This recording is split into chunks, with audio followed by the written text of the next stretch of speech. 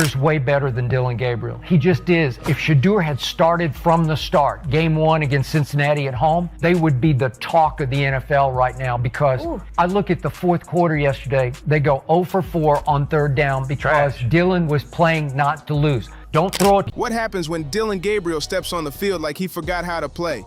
You get Skip Bayless losing his voice on live TV, yelling like it's a national emergency, and Gilbert Arenas sitting there in pure disbelief like he just watched someone commit football treason right in front of millions. The collapse was unreal. Even the Steelers' sideline looked lost. Like, did that really just happen? This wasn't football. This was straight up slapstick with helmets. Every throw had fans gasping. Every fumble looked like a blooper reel. And by halftime, it felt less like a game and more like a roast session on live television. Dillon Gabriel came out looking like a man starring in a tragic sports documentary. Quarterback in crisis, the fall of a Sunday hero. He did enough to keep his job at all. It was very trash, in my opinion. You say he playing good. I don't know what tape we watched. I said he's not. No, I said he's not playing bad. Oh, okay. By the second quarter, fans online were already turning his highlights into memes. And by the fourth, even the scoreboard seemed embarrassed to show the numbers. The Steelers' defense, one of the weakest this season, suddenly morphed into the legendary 85 Bears, hunting him down like it was personal. Meanwhile, Dillon was out there looking like he was trying to solve math problems mid-play, lost and dazed. This meltdown wasn't just bad, it was cinematic chaos. The stadium was buzzing, but not with excitement. This was pure frustration in surround sound. The fans were fuming. The air felt electric with disbelief, and every sports analyst in America grabbed their mic like emergency responders, sprinting toward a 5-alarm disaster. Somewhere in Los Angeles, Skip Bayless was loosening up his throat like a rock star before a concert, ready to scream his lungs out on live TV. A huge fan of his arm strength, but right now in the NFL, it's not translating and it's not working. You have to be able to get that corrected. So overall, it's still early. It's 2 games. I don't know if you can come to a conclusion on Dillon Gabriel, but I just don't think he has a high enough ceiling right now. I don't know if he has a high enough ceiling right now to be a franchise starting quarterback in the NFL that you can build on. Meanwhile, Gilbert Arenas was probably fixing himself a strong drink, grinning and plotting the kind of chaos only he can bring when sports go off the rails. And when they both went off, it was pure entertainment gold. One of the wildest sports meltdowns since someone thought signing Johnny Manziel was a genius move. Dillon Gabriel didn't just have a bad game, he turned it into a national group project. Every fan, podcaster, and troll had something to say, and not a single word was nice. Missed reads, sloppy overthrows, and sacks so slow it looked like he was moving underwater. It's continuing our work together. I think Jerry's hardest on himself and wants to play at a level for us as a team, but also himself as well. But I don't think that's ever going to stop our approach. We believe in Jerry. Jerry believes in himself, and I think we're going to just continue to work at it. We got it's one of those things you got to work your way through. But I don't want to keep sounding mundane and say this. Watching it live felt painful. You could hear the groan ripple through Browns fans across the country. This wasn't just a bad night. It was a full-blown disaster movie unfolding in real time. 6 sacks, 3 of them just from holding the ball too long, like he was waiting for divine help from above. The Steelers didn't even need complex plays. All they needed was patience and a front row seat to the chaos. That's when Gilbert Arenas stepped in, wild as ever, tossing gasoline on the flames. In his world, 6 sacks weren't just bad, they were legendary. No one cares about Dillon. No offense. There's nothing. If I'm Dillon, I do not want to be in that position. I don't want to be him right now. I have the black community against me. That's one. We're in Cleveland, right? I got all them against me. Then I have all famous people against me. They're waiting for up. But if he doesn't fuck up, you better bet Brown fans are gonna rally.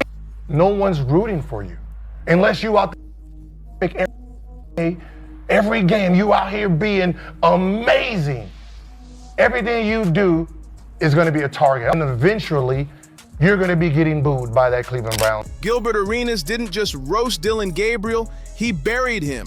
He said Gabriel's performance was career-ending, and not in the type of way that scares defenses, but the kind that makes teammates quietly check if their health insurance covers emotional trauma. It was brutal. He broke down the tape like it was a horror flick, pausing every few seconds just to point out how Gabriel's pocket awareness wasn't awareness at all. It was pure wishful thinking. Every missed read looked like a jump scare. Meanwhile, poor Kevin Stefanski, the Browns' head coach, was out there doing verbal gymnastics, trying to convince everyone the house wasn't on fire, just a little smoky. Stefanski defended Gabriel like a man protecting a porcelain statue. He swore the problem wasn't Dillon. Oh no, it was the offense, the receivers, the linemen, maybe even the water boy. Apparently the entire team had joined forces in some bizarre conspiracy against their own quarterback. The denial was wild. Then Skip Bayless heard those excuses and nearly exploded on air. He couldn't believe Stefanski's refusal to even say Shadur Sanders' name. It was like watching a man dodge the truth in real time. Skip called it out, saying the coach was treating Shedur's name like it was Voldemort, he who must not be mentioned. And honestly, Skip wasn't wrong, because deep down, everyone knows once Shadur Sanders hits that field, the spotlight shifts instantly. The cameras, the fans, the entire league, all eyes snap to him. And the circus? Oh, it doesn't just begin, it takes over. Once Shadur Sanders steps foot on that field, there's no turning back. You have to try to make a play to win the football game. And trust me, no matter what Stefanski called, Shadur would try to win the football game because it's how he was raised. You're going to make a play because you were born to make a play. Let's not grade it because we want to see Shadur. Let's grade it fairly. That's all I'm saying. I graded it fairly. Like, you really want to, you said I want him to play bad so Shadur can get I do, but some teachers might want this kid to do bad, but when he turned that test in, she just got to grade that. The kid's got the name, the poise, and that built-in hype machine that makes ESPN producers foam at the mouth. One good drive and he's trending everywhere. One bad throw, still trending. Either way, he owns the moment and the whole story flips instantly. Kevin Stefanski's biggest fear isn't losing a game, it's losing control of the narrative. Because once Shadur takes that first snap, Cleveland's football conversation will never be about Stefanski's system again. And the wildest part, Shadur isn't saying a single word. No interviews, no cryptic posts, no drama, just silence and focus. That's the most dangerous thing an athlete can do because silence lets the public imagine greatness. Every fan starts building their own version of the legend in their mind, and that's powerful. Did Dillon Gabriel do enough to keep his job? It's tough because Dillon Gabriel's not playing bad right now, by any means. He's not playing bad football. For it only being his second start, going to Pittsburgh, playing against that Steelers defense, I thought he did some things well. And I thought he handled the environment, the elements well, but he also had some issues and some things that he needs to fix. I just don't know if he can fix them, and that's my biggest concern. Meanwhile, Dillon Gabriel got sacked more times than most people check their emails, yet Shadur stood there watching, calm and collected. Skip Bayless pointed it out perfectly. Mental toughness, physical toughness, and that unshakable confidence that screams, "I'm built for this." And just when folks thought Skip was done, he switched gears and tore apart the old rich kid narrative. Shadur wasn't some spoiled prodigy cruising off his dad's fame. No, he was the one taking real hits behind a crumbling O-line, still trying to make plays when everything around him was falling apart. According to Skip, Stefanski's issue isn't strategy, it's fear. Not fear of failure, but fear of success that he can't claim. Because the second Shedeur shines, the spotlight moves. It's no longer Stefanski's system, it's the Sanders legacy. And that kind of spotlight, once it hits, there's no escaping it. Some coaches just can't share the spotlight, and Kevin Stefanski might be at the top of that list. But Gilbert Arenas, he wasn't worried about legacies or family names. He was focused on something way simpler, competence. His post-game breakdown was part stand-up routine, part therapy session for every frustrated Browns fan in America. Saying the Steelers, they've been catching picks all year, and they could not catch one to save their life. So he got sacked 6 times. Yep. I think about 4 of them came from him holding the ball. 2 of them were just great rushes. It was on him before he can do anything. 4 of them came from him sitting in the pocket holding the ball. He's not playing winning football, man. It looks scary almost to me. I don't know if Stefanski's scary or is he scary. Like one time I seen Judy pop open maybe for like a bang route. He checked it down, so I can't put it all on. He compared the offense to a broken GPS. No signal, no direction, and every now and then, a wrong turn straight into a defender's arms. It was hilarious and painful all at once. Arenas said it wasn't courage Dillon Gabriel was missing. It was instinct. He looked lost out there. Gilbert made it clear, you can't judge what your team really has if you don't even know what's sitting in the garage. And that's where Shedeur Sanders comes in, the mystery car with all the horsepower just sitting there collecting dust. Gilbert's message was loud and clear. Let the kid run with the team before you start blaming the engine. That's when the energy shifted. This wasn't just sports talk anymore, it became a movement. Fans were flooding timelines, commentators were picking sides, and even ex-players were speaking up. The chant grew louder every day. Give Shedeur a shot.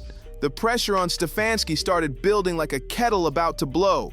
Every week without a lineup change made him look less like a strategist and more like a man too stubborn to admit the truth. His excuses got weaker with every loss, blaming the offensive line when they were doing their job, saying the receivers needed to step up when Gabriel couldn't even get the ball to them. It all sounded desperate, delusional, and totally tone deaf. I'm not gonna lie, just off the eye test, Dillon Gabriel looked like shit. Nigga looked awful. And you wanna know something funny? He threw a lot of hospital balls a day. And I personally feel like maybe some of the receivers got tired of trying to go for shit that was gonna get them killed and said, fuck it, I'm not doing that to myself. There were a few times he threw the ball and receivers weren't even looking for it. It's just miscommunication, I guess. It just obviously should have been a pick. I just feel like he's not tall enough to see what's going on over there. I mean, that guy's just sitting there waiting on that. Look, here's another one, bro. Look, same thing. He just literally can't see the guy there. Like, that's... Kevin Stefanski was out here juggling excuses like a circus performer, but the crowd wasn't laughing anymore. The act was old, the lines were tired, and nobody was buying tickets to this show of denial. Meanwhile, Skip Bayless was thriving in the chaos, loving every second of watching Cleveland spin its wheels again. The irony? The Browns have lived this movie before. Quarterback controversies are basically a franchise tradition, like clockwork. Every few seasons, it's the same storyline. Hype, disappointment, denial, repeat. But this time feels different, because the answer isn't some fantasy trade or miracle draft pick. It's already sitting right there on the bench. This isn't about finding a new savior, it's about letting the one you already have take center stage. Gilbert Arenas wrapped it up perfectly with that signature mix of comedy and logic. If this team's gonna crash, at least crash while learning something. Let Shadur Sanders take those hits, make those mistakes, and grow from them. Because right now, the Browns aren't building. They're rotting in real time. And the fans, they see it. Social media has turned into a war zone. Tweets flying, memes dropping, everyone playing coach from their couch. Half the internet wants Dillon Gabriel benched immediately. The other half thinks Stefanski's seat should come with a seatbelt and a fire extinguisher. But there's one thing everyone agrees on. Something has to change, because almost progress isn't cutting it anymore. The trade deadline is ticking like a bomb ready to blow, and the Browns are standing right next to it with no plan. It's just me. I'm not objective. I disqualify myself when it comes to Shedeur, but I would have thrown Shedeur into the dumpster fire in the fourth quarter because the game was way over. Dillon Gabriel he's a great kid and he tries hard. And the best thing I can say about Dillon Gabriel is that he's not bad. That's damning with faint praise, right? He's not bad. That's what you'll always say about Dillon Gabriel is he's not bad. Shedeur can be great if you give him a shot. Shedeur would have ignited the sideline and the huddle if thrown into the fray, even at Pittsburgh. And I completely respect what you have to say about it's not his game plan, and he's not getting reps, and blah, blah. Every single snap without Shedeur Sanders on that field feels like wasted time, like they're burning opportunities they'll never get back. Reporters are buzzing, analysts are talking, and inside sources are whispering about locker room tension, player frustration, and trades that could flip the whole offense upside down. But under all that noise lies the real question. What's stopping them from making the obvious move? Everyone can see it. Shedeur Sanders isn't just another backup, he's a headline waiting to explode. Stefanski knows it too. He's playing with fire, trying to control a situation that's way bigger than him. Skip Bayless and Gilbert Arenas might go over the top for the cameras, but behind the drama, they're saying what every fan is already thinking. Gabriel's out of sync, the offense looks flat, and the energy is dead. Every week without change feels like watching a slow-motion disaster. Fans are done being patient, done being polite. They want action. The team spirit is fading, and every missed opportunity just fuels the frustration. If the Browns want to salvage their season, and maybe even Stefanski's job, they need to make the move now. Let Shedeur play. Let him bring that fire back, and let this team finally wake up before it's too late. At this point, the risk of staying the same is way bigger than the risk of change. But this is the NFL, where logic gets benched and ego takes the field. Dillon Gabriel is a joke of a quarterback. What he did to the Steelers linebacker, I don't know if you saw that, where he weirdly grabbed his helmet and tried to pick him up. Dillon, you're 5'9" on a good day. You need to not pick a fight with a 6'3", 235-pound of solid muscle linebacker who plays for the Pittsburgh Steelers. You need to really count your blessings that Stefanski even had you in there. And guess what? Your little buddy who is just protecting you. Coaches cling to their outdated systems. Front offices live in fear of headlines, and players, they're stuck in the middle of the chaos, paying the price for everyone else's pride. Stefanski's hesitation isn't new. It's just painfully obvious to everyone watching. The more he avoids saying Shedeur's name, the louder the chants get. It's almost poetic. The silence is fueling the noise. Every press conference feels like a dance around the truth, and fans aren't falling for it anymore. Meanwhile, Dillon Gabriel keeps digging his own hole. Every sack, every misread, every delay just adds another nail to his own coffin. Most fans have already moved past the debate stage. They've reached acceptance. It's Shedeur time, plain and simple.